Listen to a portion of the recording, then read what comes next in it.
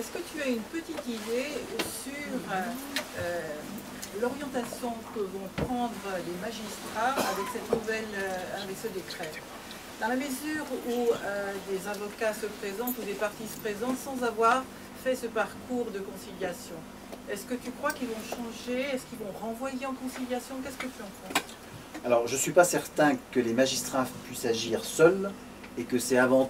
Pardon. Et je ne pense pas que ce soit les magistrats qui puissent agir seuls et que c'est avant tout de la part des avocats qu'il faut attendre quelque chose et que ce sont quand même les avocats qui sont les premiers prescripteurs de médiation, enfin tu es bien placé pour le savoir, et que s'il y a une mentalité à changer avant de changer celle des magistrats, c'est bien celle des avocats. Et on a la chance à Lyon, et j'en ai entreaperçu à tout le moins 2 tout à l'heure, de magistrates qui sont des vraies ferventes et qui connaissent tout l'intérêt de la médiation. Donc je pense que si on propose aux magistrats, il n'y aura pas de grande difficulté. On a la chance aussi à Lyon d'avoir une chambre sociale qui est extrêmement favorable à la diffusion de la culture de la médiation.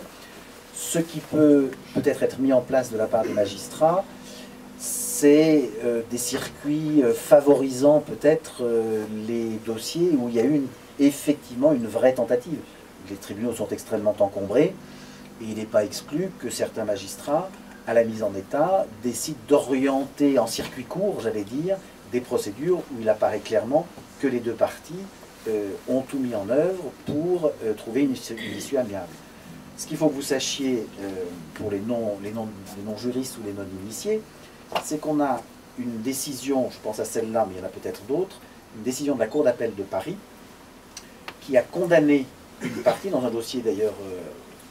voilà, le dossier Giacometti, enfin c'était un dossier un petit peu quand même important, qui a condamné l'une des parties à un article 700, lui reprochant de ne pas avoir mis en œuvre un processus de médiation.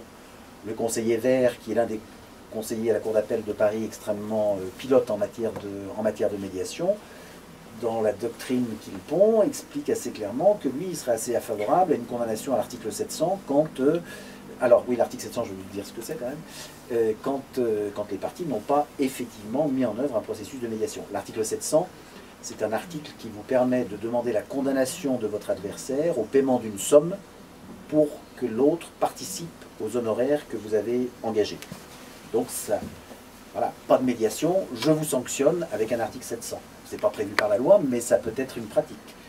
Je constate que vous êtes contenté d'un simple courrier pour faire une bonne figure et laisser penser que vous avez tenté une mesure amiable. En fait, il n'y a aucune mesure amiable. Ben, on va laisser votre dossier sur la pile de gauche et en revanche, la pile de droite où il y a des dossiers où manifestement il y a eu des vraies recherches d'accords amiables, ben, les audiences seront fixées avec des dates plus rapprochées.